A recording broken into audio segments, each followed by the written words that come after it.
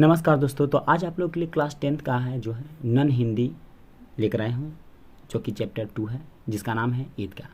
तो इस वीडियो में आप लोगों का सारे क्वेश्चन आंसर करवाऊंगा, इसके सारांश भी बताऊंगा, इसके ऑब्जेक्टिव्स दूंगा और इसके बुक से जितने भी क्वेश्चन आंसर हैं वो भी दूंगा। तो ये इनके ऑब्जेक्टिव हैं, देख सकते हैं। तो थोड़ा सा झलक दिखा देता हूँ, उसके बाद जो है इसके बारे में बताऊँगा।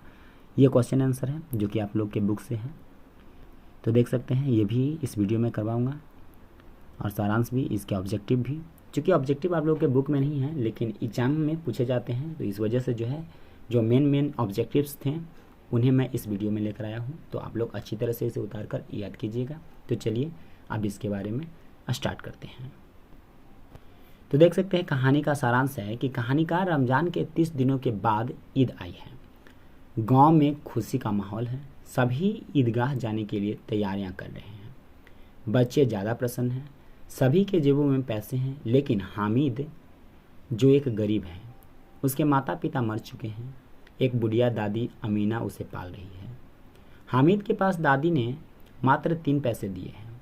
ईदगाह पर नमाज पढ़े गए, उसके बाद बच्चों ने मिठाई की दुकान पर आकर रंग बिरंग की मिठाइयाँ खाने लगे, लेकिन हामिद ललचता रहा। क्या करे, क्या खरीदे, उसके समझ में नहीं आ रहा था।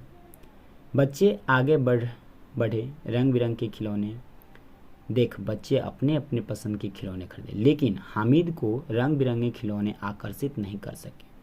हामिद आगे बढ़ा, लोहे के बने विविध प्रकार के चीज़ें बिक रहे थे, जहां बच्चों की ज़रूरत की कोई चीज़ नहीं। लेकिन हामिद 3 पैसे में एक चिमटा खरीद लेता है। यह चिमटा दादी को काम आएगा, रोटी सेकने में दादी का हाथ नहीं जलेगा।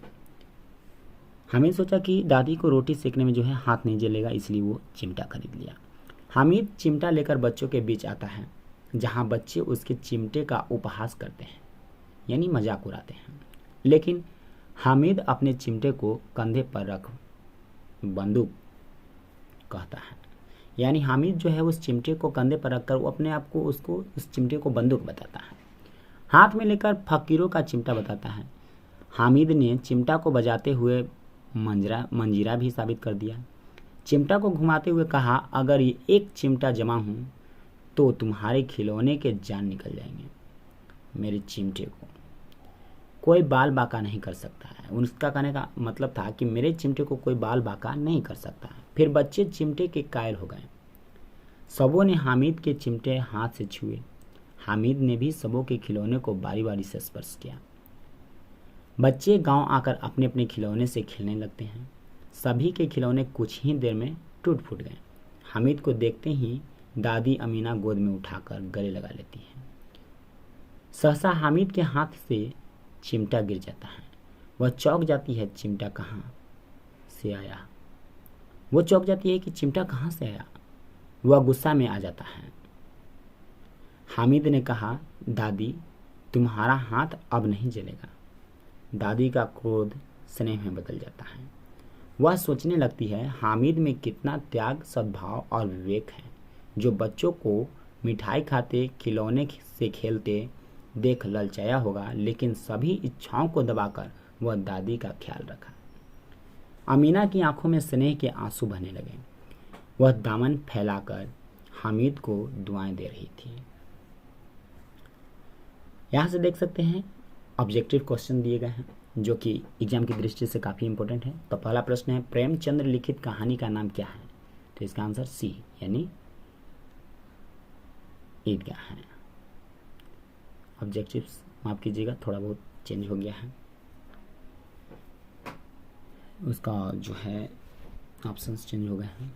दूसरा प्रश्न है, हामिद ने कितने पैसे में चिमटा खरीदा। तो इसका आंसर है सी यानी 3 पैसे में। अगला प्रश्न है, हामिद ने चिमटा खरीदा और समी ने, इसका आंसर सी खंजरी, समी ने जो है खंजरी खरीदा था। अगला प्रश्न है, गांव पहुंचकर बच्चों ने क्या किया। इसका आंसर है डी, अपने अपने खिलौने से खेला।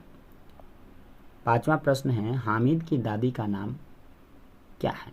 इसका आंसर है बी यानी रवीना। अगला प्रश्न है, हामिद ने चिमटा क्यों खरीदा। इसका आंसर है डी, क्योंकि रोटी सेकने में दादी का हाथ जलता था। अगला प्रश्न है, हामिद खिलौने की जगह अपनी दादी के लिए क्या खरीद लाता? तो इसका आंसर है डी, यानी चिमटा खरीद लाता है। ईदगाह शीर्षक कहानी किसकी रचना है? इसका आंसर है ए, यानी मुंशी प्रेमचंद्र की। अगला प्रश्न है, ईदगाह कहानी आधारित है किस पर? तो बी, यानी बालक पर। ईदगाह कहानी वंचित बचपन की परिस्थितियों पर किस ढंग से टिप्पणी करती है? इसका आंसर है ए, यानी मार्मिक ढंग से। अगला प्रश्न है, ईदगाह कहानी की प्रमुख विशेषता क्या है? तो इसका आंसर है बी। अगला प्रश्न है, ईदगाह के पास किन वृक्षों की छाया है? तो इसका आंसर है सी, यानी पीपल की। अगला प्रश्न है, महमूद के पास कितने पैसे हैं? तो इसका आंसर है सी, यानी 3 पैसे। अगला प्रश्न है, महमूद कौन सा खिलौना खरीदता है? तो इसका आंसर डी, साधु। अगला प्रश्न है, कैसा जीवन बाल मन को वयस्क की तरह सोचने के लिए मजबूर कर देता है? इसका आंसर है बी, यानी अभावग्रस्त। अगला प्रश्न है, 15 पैसे हैं? इसका आंसर डी, मोहसिन के पास। अगला प्रश्न है, तुम डरना नहीं अम्मा, मैं सबसे पहले आऊँगा, बिल्कुल न डरना, यह किसने कहा? इसका आंसर है बी, मोहसिन ने। फिर अगला प्रश्न है, मोहसिन के पास कितने पैसे हैं? इसका आंसर है ए, यानी 15 पैसे। फिर अगला प्रश्न है, नूरे को किस खिलौने से प्रेम है? इसका आंसर है ए, यानी वकील। अगला प्रश्न है, अमीना कौन थी? तो इसका आंसर है ए। फिर अगला प्रश्न है, रमजान के कितने दिनों बाद ईद आती है? अथवा ईदगाह पाठ में ईद कितने रोज़ों के बाद आई है? इसका आंसर है सी, यानी 30 दिनों के बाद। अब यहाँ से जो है बुक से क्वेश्चन दिए गए हैं, तो बुक देख सकते हैं बुक से क्वेश्चंस। ईद के दिन अमीना उदास क्यों थी? तो इसका आंसर दिया गया है। फिर अगला प्रश्न है, हामिद मिठाइयाँ या खिलौने के बदले चिमटा पसंद करता है, क्यों? तो देख सकते हैं इसका भी आंसर जो है कुछ इस प्रकार से दिया गया है। अगला प्रश्न है, मेले में जाने से पहले हामिद दादी से क्या कहा जाता है? फिर अगला प्रश्न है, हामिद के मन में कौन कौन से विचार आए, विवरण? तो इसका भी आंसर दिया गया। फिर अगला प्रश्न है, हामिद ने चिमटे को किन किन रूपों में उपयोग करने की बात कही है? फिर अगला प्रश्न है, ईदगाह कहानी आपको कैसी लगती है, इसकी मुख्य विशेषता बताइए। तो देख सकते हैं उसका भी आंसर दिया गया है कुछ। अगला प्रश्न है, चिमटा देखकर अमीना के मन में कैसा भाव आया, जगा? तो देख सकते हैं इसका भी आंसर जो है कुछ इस प्रकार से दिया गया है। फिर अगला प्रश्न है, ईदगाह कहानी की प्रमुख विशेषता बताइए। तो देख सकते हैं इसका भी आंसर जो है कुछ इस प्रकार से दिया गया है।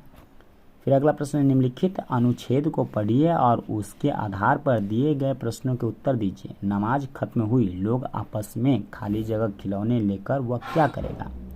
तो देख सकते हैं इन सभी का आंसर जो है कुछ इस प्रकार से दिया गया है। तो आप जो है देख सकते हैं पाठ के आगे से, तो ये प्रश्न जो है दिया गया है, महमूद, मोहसिन, नूर और हामिद में किसका चरित्र अच्छा लगा, कारण बताइए। तो देख सकते हैं इसका भी आंसर जो है कुछ इस प्रकार से दिया गया है। अगला प्रश्न है, क्या हामिद बच्चों की सामान्य छवि से अलग हटकर एक नई छवि प्रस्तुत करता है, कैसे? तो इसका भी आंसर जो है कुछ इस प्रकार से दिया गया है। अगला प्रश्न है, चुनौती बच्चे को परिपक्व बना देती है, इस युक्ति की व्याख्या कीजिए।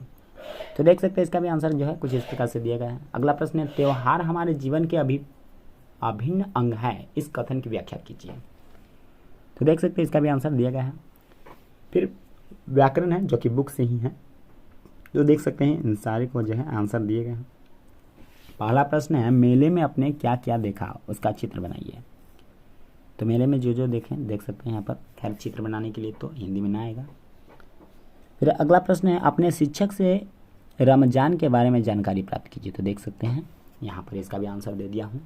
फिर अगला प्रश्न है, ईद और मुहर्रम में क्या अंतर है, अपने शिक्षक से समझिए। तो इसका भी आंसर दे दिया हूँ। फिर अगला प्रश्न है, आप किसके साथ मेला जाना पसंद कीजिएगा। तो देख सकते हैं इसका भी आंसर जो है कुछ इस प्रकार से दिया गया है। इसमें ऑब्जेक्टिव में है, थोड़ा बहुत ऑप्शंस देने में मिस्टेक हो गया है ABC में, लेकिन जो आंसर है वही है, उसका स्थान थोड़ा सा चेंजेस हो गया, इसके लिए सॉरी। बाकी अगले पार्ट का जो वीडियो है वो अगले वीडियो में लेकर आऊँगा। तो आज भर के लिए इतना ही।